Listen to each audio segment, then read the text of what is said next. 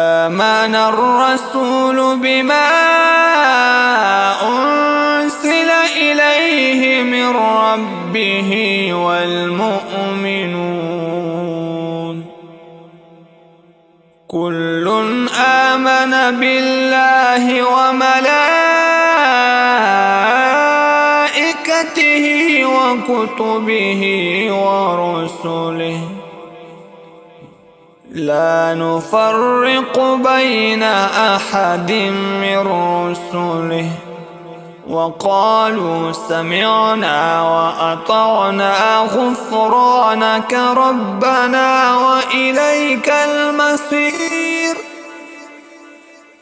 لا يكلف الله نفسا إلا وسعها لها ما كسبت وعليها ما اكتسبت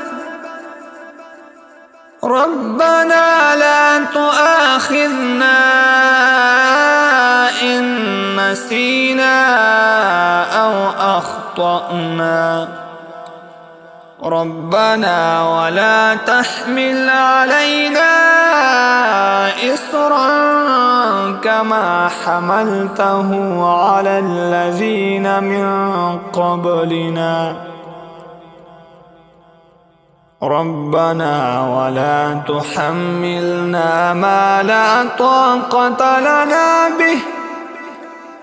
واعف عنا واغفر لنا